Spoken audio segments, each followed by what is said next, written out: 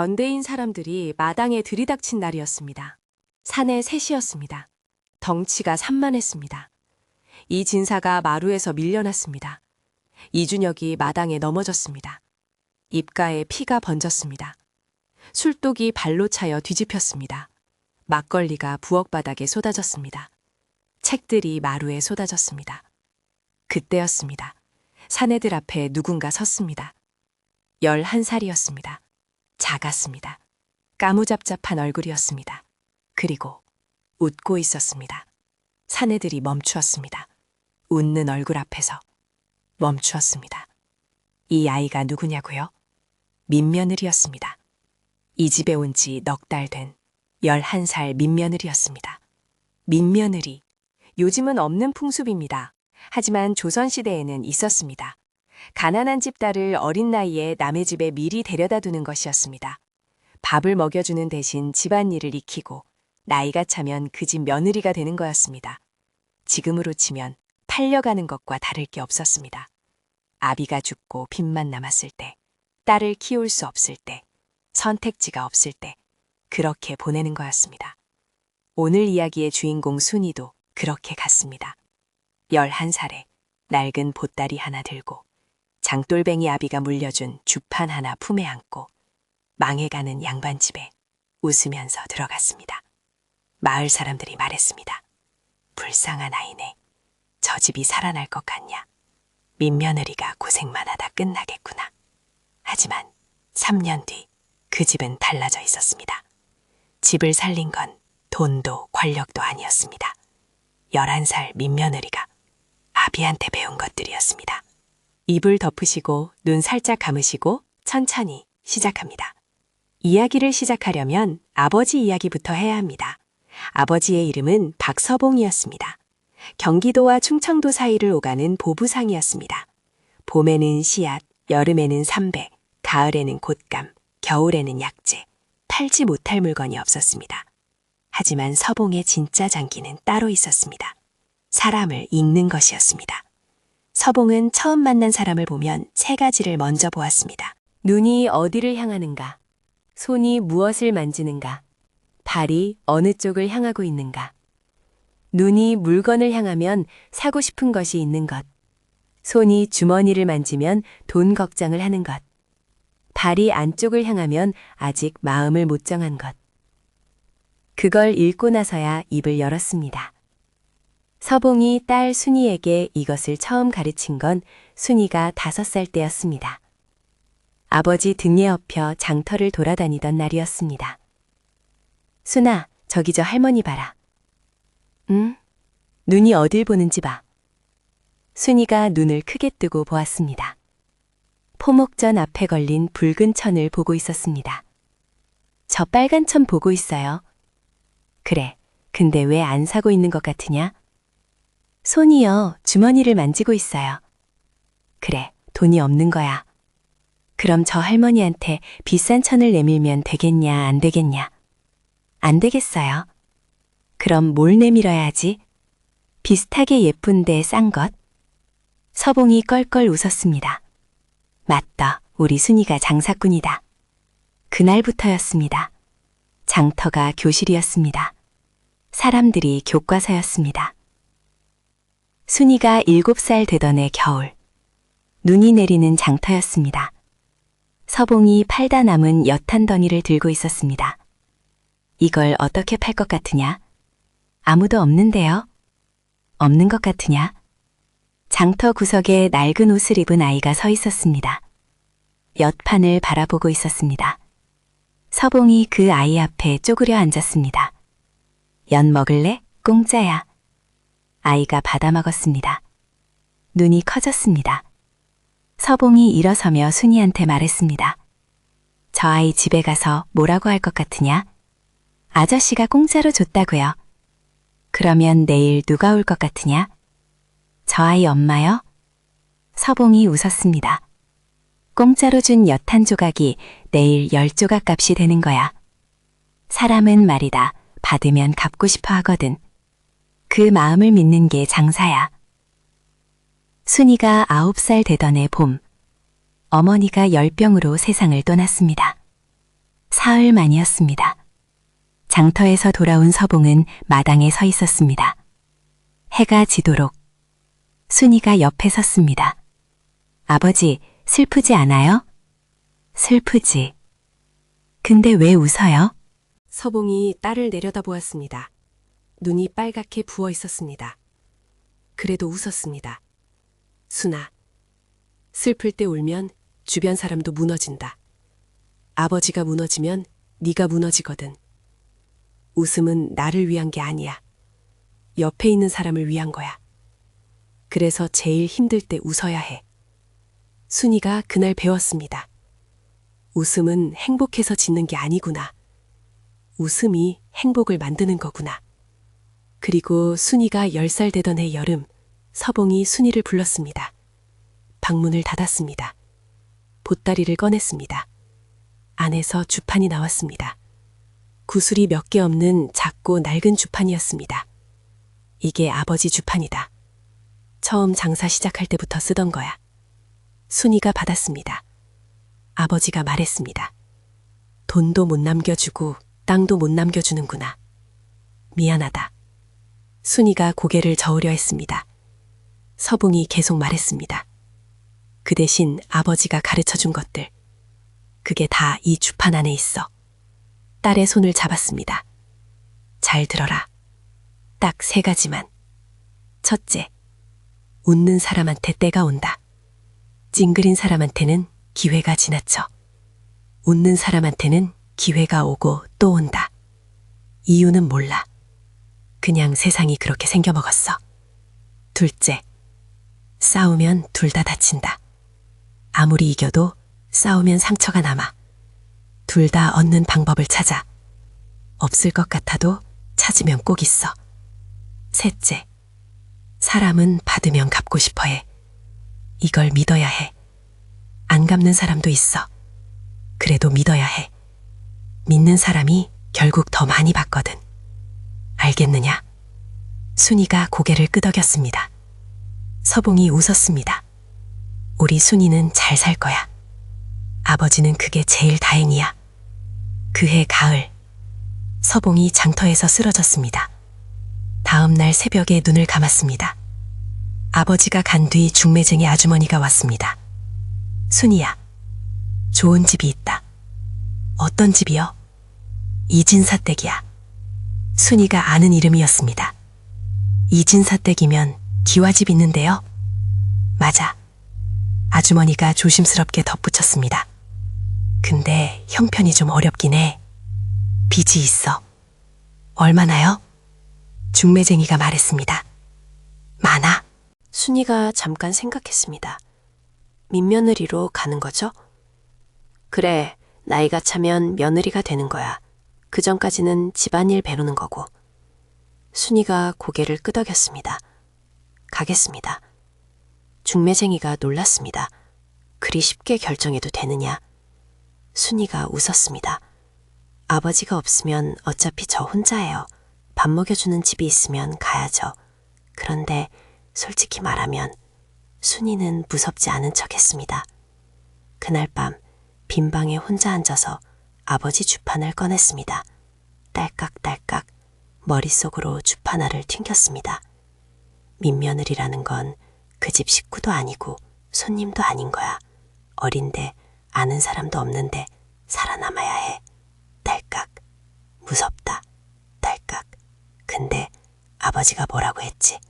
웃는 사람한테 때가 온다. 그러면 딸깍딸깍 웃으면서 가자. 이진사댁으로 가는 날 아침이었습니다. 보따리를 쌌습니다. 낡은 옷 2벌, 아버지 주판, 어머니가 쓰던 비녀, 그게 전부였습니다. 소슬대문 앞에 도착했을 때 순이는 잠깐 멈추었습니다. 기와지붕으려 올려다보았습니다. 이끼가 끼었습니다. 담벼락이 무너졌습니다. 처마 기둥이 기울었습니다. 마당에서 다구는 소리가 났습니다. 그 소리가 왠지 외로웠습니다. 이 집, 아무도 웃지 않는 집이겠구나. 순이가 고개를 끄덕였습니다. 그러면 내가 웃으면 된다. 그리고 웃었습니다. 중매쟁이가 옆에서 보다가 말했습니다. 순이야, 왜 웃느냐? 순이가 대답했습니다. 손볼 데가 많으니까요. 손볼 데가 많으면 제가 할 일도 많은 거잖아요. 재미있을 것 같아서요. 중매쟁이가 어이없다는 표정을 했습니다. 이진사가 마루에서 내려다보았습니다. 보따리 하나 든 작고 까무잡잡한 아이가 마당에서 웃고 있었습니다. 이진사의 눈시울이 붉어졌습니다. 양반 가문에서 민며느리를 드리는 날이 오다니 이렇게 어린 것을. 이 집이 이 지경이구나. 이진사가 고개를 돌렸습니다. 눈물을 보이고 싶지 않았습니다.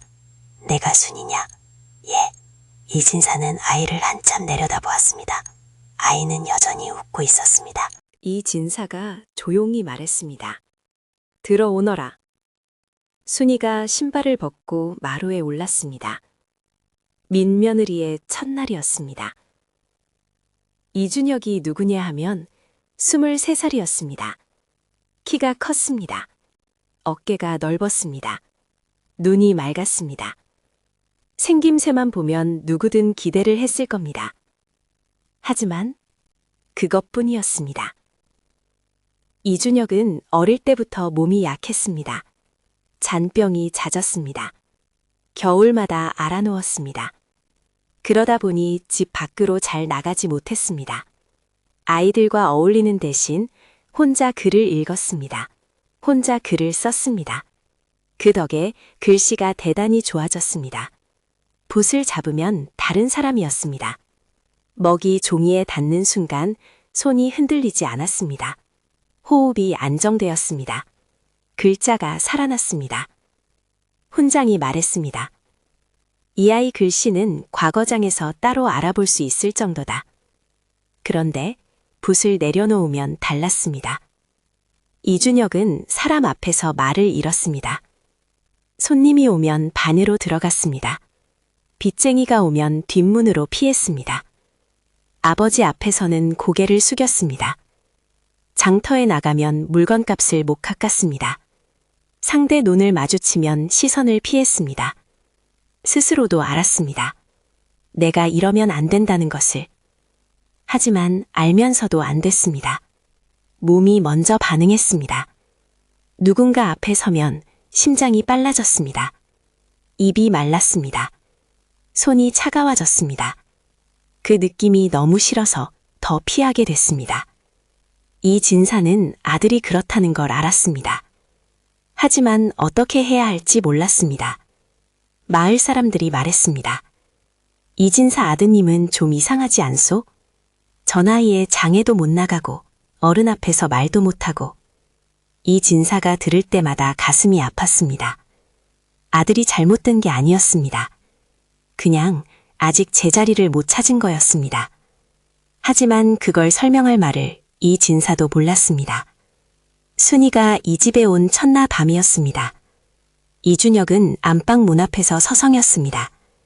민며느리라는 아이가 온다는 건 알았습니다. 어떻게 대해야 할지 몰랐습니다.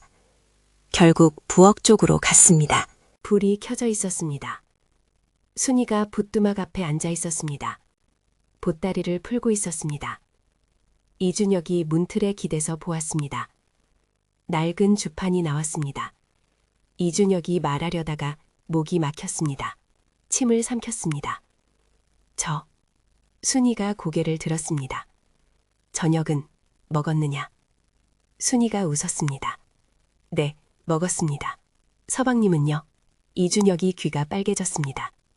나도 먹었다. 그리고 아무 말도 못하고 돌아갔습니다. 부엌에서 나오면서 속으로 중얼거렸습니다. 저녁 먹었느냐가 뭐냐? 그게 할 말이냐? 하지만 순이는 그 말 한마디가 가슴에 와 닿았습니다. 사흘이 지났습니다. 순이는 이준혁을 살폈습니다. 아버지한테 배운 대로 눈이 어딜 보는지, 손이 뭘 만지는지, 발이 어딜 향하는지. 이준혁의 눈은 항상 아래를 보고 있었습니다. 사람을 볼 때 눈을 피했습니다. 손은 붓을 잡을 때만 달랐습니다. 사랑채에서 혼자 글씨를 쓸 때 손이 안정됐습니다. 발은 항상 안쪽을 향했습니다. 어디로 가야 할지 모르는 발이었습니다. 순이가 밤에 주판을 튕겼습니다. 딸깍딸깍. 이준혁 서방님, 글씨를 쓸 때만 달라진다. 글씨가 이 사람의 자리다. 그 자리를 찾아줘야 한다. 나흘째 되는 날 저녁이었습니다. 이준혁이 사랑채에서 혼자 글씨를 쓰고 있었습니다. 순이가 차를 들고 들어갔습니다. 글씨를 보았습니다. 멈추었습니다. 정말로 좋았습니다. 살아있는 것 같았습니다. 순이가 말했습니다. 서방님, 이준혁이 고개를 들었습니다. 이 글씨, 이 고을에서 제일이에요. 이준혁이 멈추었습니다. 순이가 덧붙였습니다. 진짜로요. 아버지가 장터를 많이 다녀서 글씨 보는 눈이 좀 있는데 진짜로 이 고을에서 제일이에요. 이준혁이 아무 말도 못했습니다. 칭찬을 어떻게 받아야 할지 몰랐습니다. 순이가 차를 내려놓고 나오려 하다가 말했습니다. 서방님 글씨가 필요한 사람이 마을에 많을 것 같아요. 이준혁이 순이를 보았습니다. 순이가 웃었습니다. 제가 찾아볼게요. 그것이 시작이었습니다. 순이가 마을을 돌았습니다. 편지 못 읽는 할머니, 관청 서류가 필요한 농부, 계약서 쓸 상인, 하나씩 찾아서 이준사 댁으로 데려왔습니다. 처음에 손님이 왔을 때 이준혁의 손이 떨렸습니다. 순이가 옆에서 말했습니다. 사방님, 이분은 한양 사는 아드님한테 편지 쓰실 거예요. 아드님 이름이 복동이에요. 이준혁이 고개를 끄덕이고 붓을 들었습니다. 붓이 종이에 닿았습니다. 손이 안정되었습니다. 글씨가 완성되었습니다. 할머니가 보고 눈물을 글썽였습니다. 아이고, 이런 글씨를 써주시니 참 고맙습니다. 우리 복동이가 받으면 얼마나 좋아할꼬. 이준혁이 처음으로 사람한테 무언가를 해줬다는 기분을 느꼈습니다. 그게 어떤 느낌인지 몰랐는데 묘하게 가슴이 뿌듯했습니다. 한 달이 지났습니다. 손님이 하루 서너 명씩 왔습니다. 이준혁이 달라지고 있었습니다. 처음엔 순이가 모든 말을 대신했습니다. 이분은 이런 서류가 필요하세요. 이분은 저번에 부탁드린 편지 답장 받으러 오셨어요. 그런데 어느 날부터 이준혁이 먼저 물었습니다. 어떤 서류가 필요하십니까? 목소리가 여전히 작았습니다. 하지만 피하지 않았습니다. 또 며칠 뒤에는 손님이 말하기도 전에 무엇이 필요한지 눈치챘습니다. 아, 논문서 정리하러 오셨지요? 앉으십시오. 바로 써드리겠습니다. 손님이 말했습니다. 도련님이 진작에 알고 계셨네. 이준혁의 귀가 빨갛게 물들었습니다. 하지만 이번엔 돌아서지 않았습니다. 순이가 그 모습을 볼 때마다 속으로 생각했습니다. 사람은 자기가 잘하는 것을 찾으면 달라지는구나. 그게 아버지가 가르쳐주지 않은 것 중 하나였습니다. 순이가 처음으로 스스로 배운 것이었습니다. 그런데 이 집엔 건드리면 안 되는 빚이 하나 있었습니다. 변대인이었습니다. 변대인의 본명은 변석풍이었습니다. 나이는 60, 재산은 마을 2개를 살 수 있는 정도. 하지만 그것보다 무서운 건 따로 있었습니다. 고을 원님에게 매달 뇌물을 보냈습니다. 이 고을 이방 셋 중 둘이 변대인 사람이었습니다. 한양 포천과도 연이 닿아 있었습니다. 관이 뒤를 봐주는 돈놀이꾼이었습니다. 그래서 변대인에게 빚지면 어떻게 됩니까? 라고 물으면 마을 사람들은 이렇게 말했습니다. 집이 넘어가거나 온 가족이 종이 되거나 둘 중 하나야. 변대인의 방식은 정해져 있었습니다. 처음엔 매우 친절했습니다. 어려우시죠? 제가 도와드리겠습니다. 이자가 조금 있지만 아주 적습니다. 걱정 마십시오. 그렇게 돈을 내줬습니다. 계약서를 쓸 때 글자가 빽빽하고 어려웠습니다.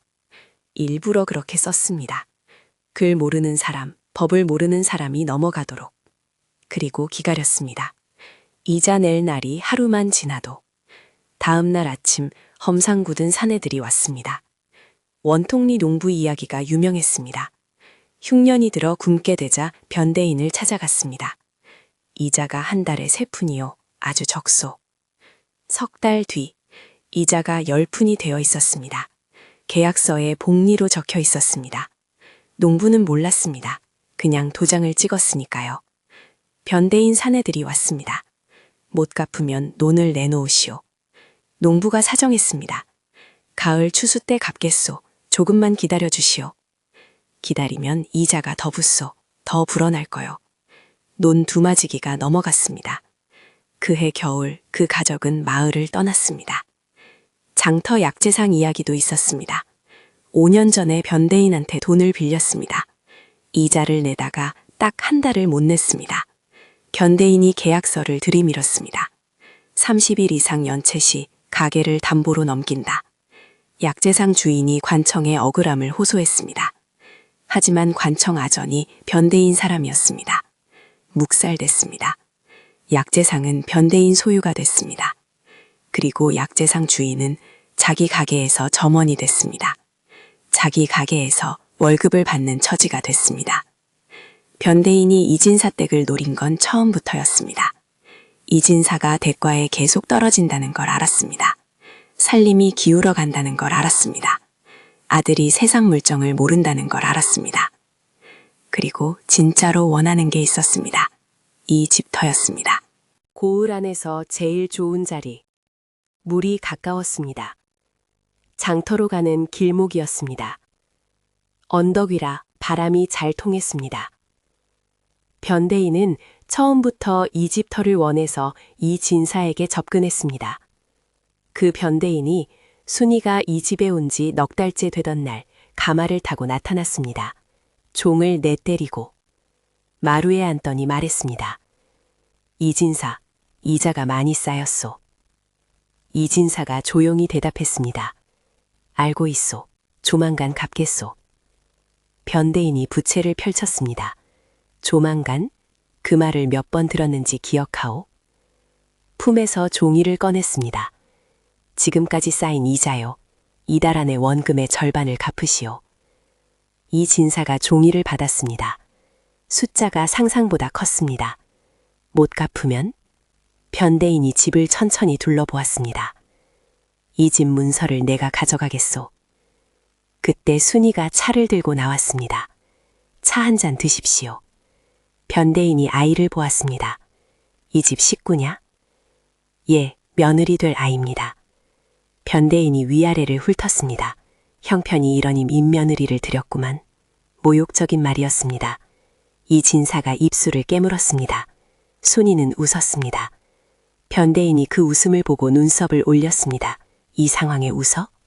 순이가 말했습니다. 변대인께서는 왜 갑자기 절반을 요구하십니까? 계약서에 그런 내용이 있던가요? 변대인이 순이를 보았습니다. 계약서? 꼬마가 그런 걸 알아? 읽었습니다. 변대인이 피식 웃었습니다. 이자 석 달 연체 시 원금 상환 요구가 가능하다. 그렇게 돼 있지? 그런데 2달 전에 이자를 내셨잖아요, 아버님? 이 진사가 생각했습니다. 맞았습니다. 순이가 조금이라도 보내자고 해서 보냈습니다. 변대인의 눈이 달라졌습니다. 2달 전에 내셨으면 석 달 연속 연체가 아닙니다. 계약 조건이 충족되지 않습니다. 변대인이 부채를 닫았습니다. 오래 아이를 바라보았습니다. 그리고 일어서면서 말했습니다. 영리하구먼. 하지만 3달 안에 원금 3분의 1, 그건 계약서에 있어. 나가면서 마지막으로 말했습니다. 다음에 올 때는 직접 오지 않겠소. 그 말이 무슨 뜻인지 순이는 알았습니다. 그 말은 사흘 만에 현실이 됐습니다. 아침이었습니다. 대문 밖에서 쿵쿵 소리가 났습니다. 열려라! 이준혁이 방에서 나오려 했습니다. 순이가 먼저 뛰었습니다. 대문을 열었습니다. 사내 셋이었습니다. 모두 덩치가 산만했습니다. 눈이 험했습니다. 변대인 심부름으로 왔다. 장부 내놔라. 무슨 장부요? 이 집 수입이 얼마인지 확인해야겠다.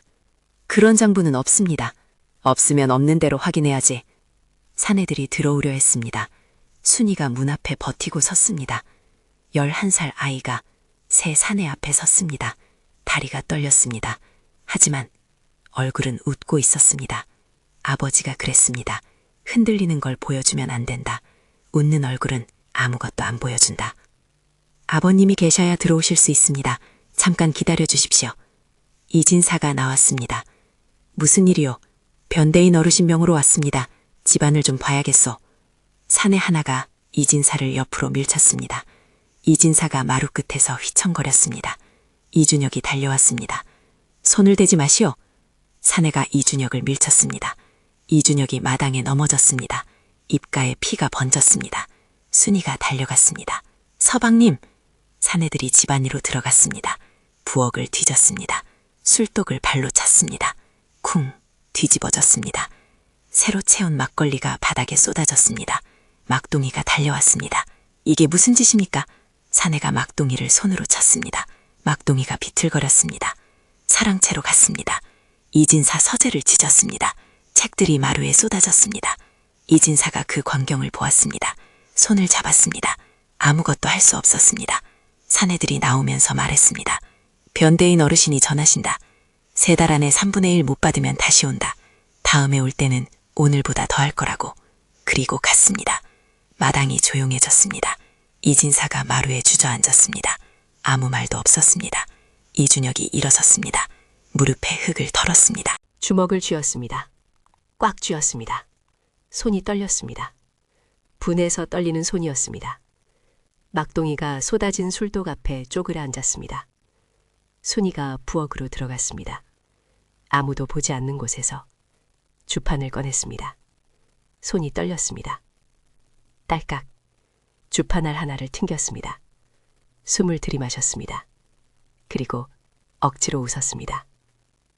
아버지, 이럴 때 웃으라고 했지. 이럴 때일수록. 아버지 둘째 가르침. 싸우면 둘 다 다친다. 힘센 놈하고 힘으로 싸우는 건 어리석은 짓. 힘센 놈이 내 편이 되게 만들어야 해. 딸깍딸깍. 변대인이 진짜 원하는 게 뭔가? 집. 그럼 집보다 더 원하는 게 있으면? 딸깍딸깍딸깍. 생각했습니다. 그날 밤 이준혁이 마루에 혼자 앉아 있었습니다. 순이가 차를 들고 나왔습니다. 이준혁이 말없이 받았습니다. 한참 뒤에 말했습니다. 내가 더 강했으면. 순이가 옆에 앉았습니다. 이준혁이 주먹을 내려다 보았습니다. 글씨나 쓸 줄 알지 쓸모가 없어. 순이가 말했습니다. 서방님. 이준혁이 순이를 보았습니다. 서방님이 막아서셨잖아요. 넘어지면서도 막아서셨잖아요. 이준혁이 입술을 깨물었습니다. 막동이 아저씨한테 손댈 때 서방님이 소리치셨잖아요. 이준혁이 아무 말도 못했습니다. 그게 쓸모없는 게 아닌데요. 이준혁의 눈이 흔들렸습니다. 순이가 조용히 말했습니다. 아직 끝난 게 아니에요. 제가 방법을 찾아볼게요. 이준혁이 한참 하늘을 보았습니다. 그리고 말했습니다. 나도 같이 찾겠다. 순이가 멈추었습니다. 이준혁이 계속 말했습니다. 나도 이 집 식구다. 순이가 웃었습니다. 진짜 웃음이었습니다. 예, 서방님. 다음 날부터 둘이 함께 움직였습니다. 순이가 마을을 돌아 손님을 데려왔습니다. 이준혁이 사랑채에서 글씨를 썼습니다. 순이가 장터 최포목전을 찾아가 한양 연결을 부탁했습니다. 이준혁이 한양 상인들 서신을 정성껏 썼습니다. 순이가 뒷마당 약초를 심었습니다. 이준혁이 이른 새벽 물을 길어다 날랐습니다. 처음엔 이준혁이 그냥 따랐습니다. 하지만 열흘쯤 지났을 때 이준혁이 먼저 말했습니다. 순이야. 예. 최포목전 말고 장터에 직접 가서 알릴 수는 없겠느냐. 순이가 눈썹을 올렸습니다. 이준혁이 말했습니다. 내가 장터에 나가보겠다.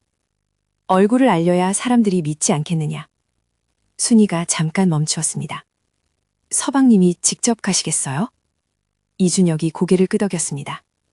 손이 또 떨리고 있었습니다. 하지만 이번엔 피하지 않는 떨림이었습니다.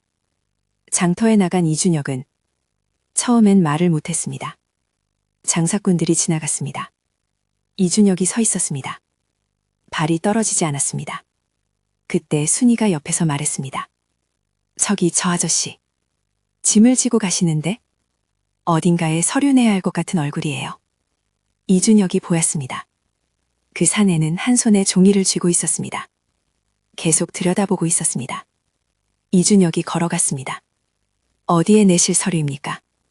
사내가 멈추었습니다. 아전한테 내야 하는데 뭐라고 써야 할지 몰라서요. 이준혁이 말했습니다. 제가 써드릴 수 있습니다. 그것이 이준혁이 장터에서 처음 한 말이었습니다. 한 달이 지났습니다. 순이가 저녁에 주판을 튕겼습니다. 딸깍 딸깍 딸깍.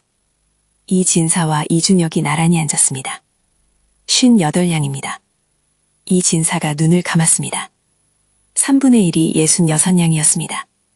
아직 8냥이 부족했습니다. 이준혁이 말했습니다. 약초가 수확되면 되는 거냐? 순이가 고개를 끄덕였습니다. 이준혁이 일어섰습니다. 내일 아침에 뒷마당 한번 더 보자. 순이가 웃었습니다. 예. 서방님. 3달째 되는 날이었습니다. 변대인이 직접 왔습니다. 이번엔 가마 대신 말을 타고 왔습니다. 마루에 앉더니 말했습니다. 3분의 1 기한이 됐소. 순이가 주판을 들고 나왔습니다. 딸깍 딸깍. 72냥입니다. 66냥 갚겠습니다. 변대인이 돈을 세었습니다. 맞았습니다. 변대인이 일어서려다가 다시 앉았습니다. 표정이 달라졌습니다. 이진사. 예. 내가 조사를 했소.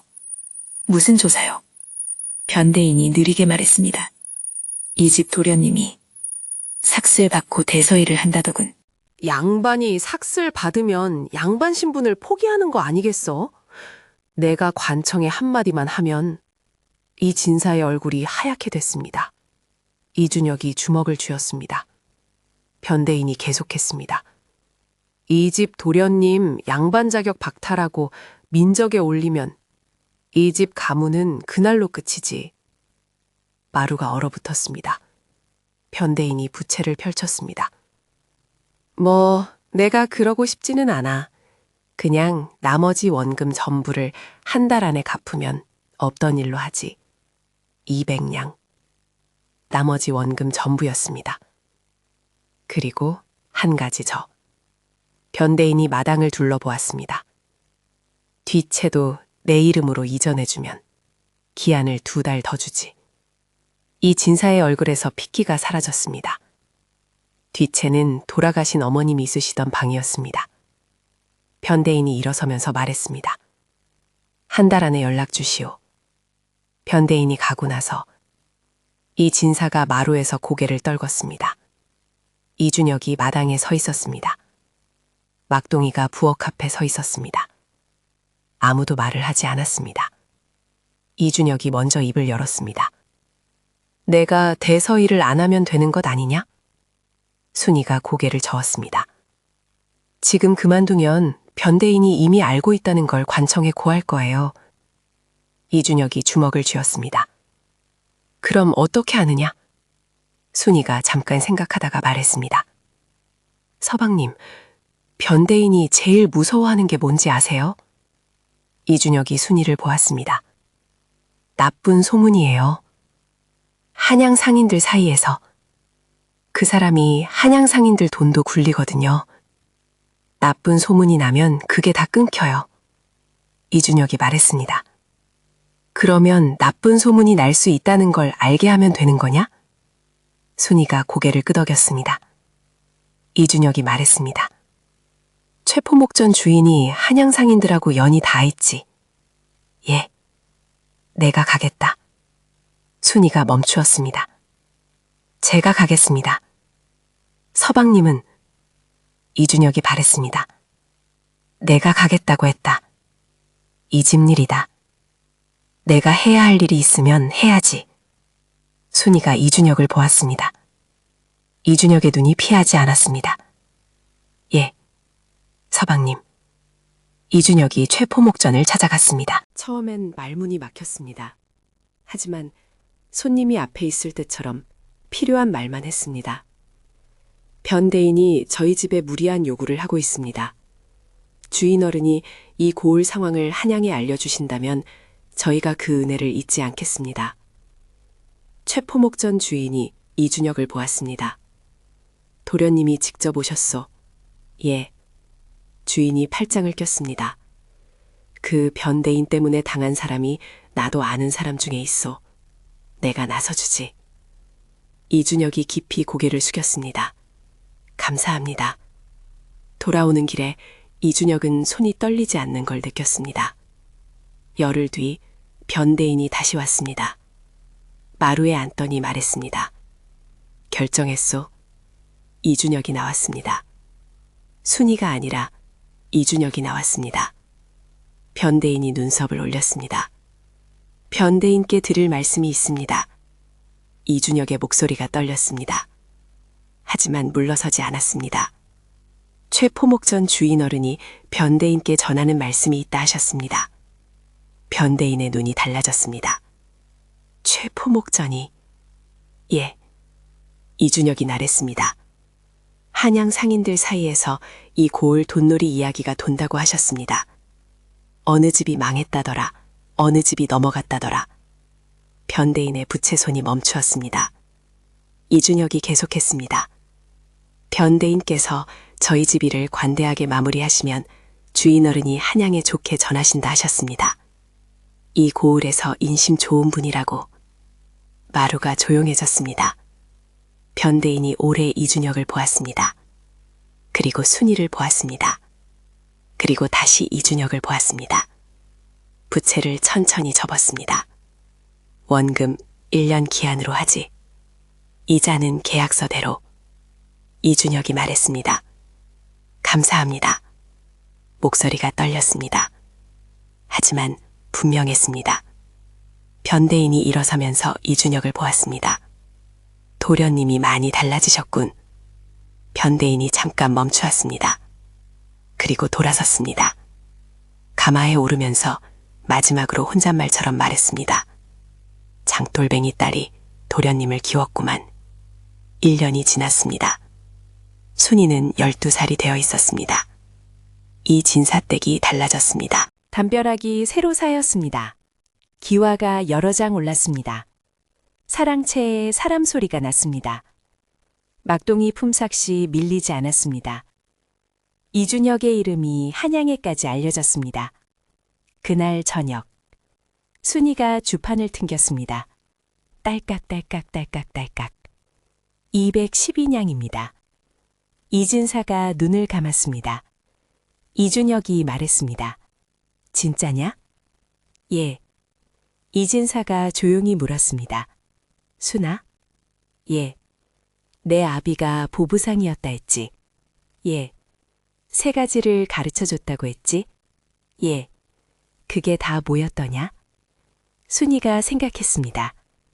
웃는 사람한테 때가 온다. 싸우면 둘 다 다친다. 사람은 받으면 갚고 싶어 한다. 이진사가 고개를 끄덕였습니다. 그리고 말했습니다. 다 맞았구나. 그리고 처음으로 이진사가 웃었습니다.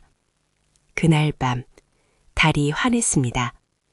순이가 뒷마당에 혼자 나왔습니다. 약초밭 앞에 쪼그려 앉았습니다. 주판을 꺼냈습니다.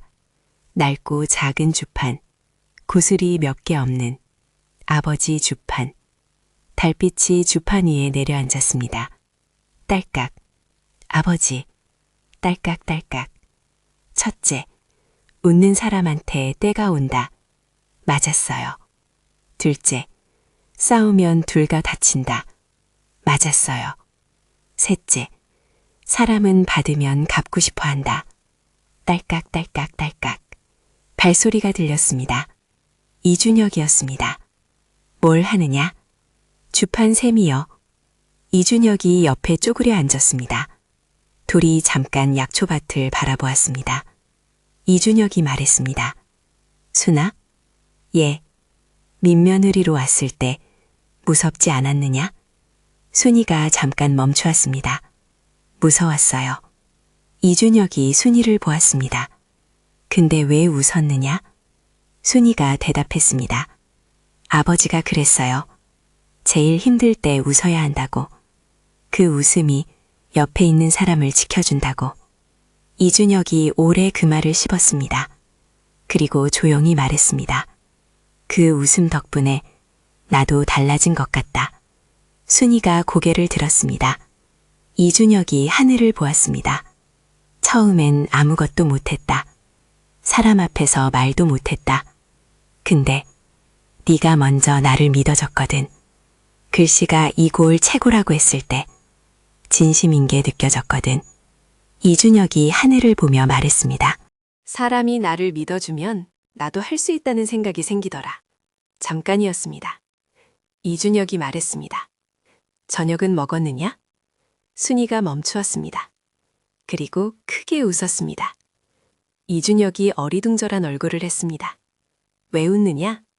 처음 오던 날 하신 말이잖아요. 이준혁이 귀가 빨개졌습니다. 아, 그게 또 순이가 말했습니다. 좋아요, 그 말. 이준혁이 하늘을 보았습니다. 귀가 더 빨개졌습니다. 둘이 달을 보았습니다. 달이 환했습니다. 아버지 달이었습니다. 장돌뱅이 서봉이 딸한테 남긴 것은 셋이었습니다. 낡은 주판 하나, 3가지 가르침, 그리고 웃는 법. 그게 전부였습니다. 민며느리로 팔려간 11살 아이가 그 셋으로 망한 집안 하나를 살렸습니다. 그리고 하나 더. 말도 못하던 청년 하나를 사람 앞에 설 수 있는 어른으로 만들었습니다. 웃음 하나가 문을 열었습니다. 문이 열리자 사람이 들어왔습니다. 사람이 들어오자 집이 살아났습니다. 사람들은 말합니다. 재산이 있어야 산다고, 힘이 있어야 버틴다고. 하지만 어쩌면 진짜 재산은 힘들 때 웃을 수 있는 것, 싸우지 않고 이길 방법을 찾는 것, 사람을 믿는 것. 그게 장돌뱅이 서봉이 딸한테 남긴 가장 큰 유산이었습니다. 오늘 밤도 찾아와 주셔서 감사합니다. 혹시 오늘 하루 힘드셨더라도 자기 전에 한 번만 웃어보세요. 억지로라도요. 그 웃음이 내일 아침을 조금 다르게 만들어줄 거예요. 좋은 꿈 꾸세요.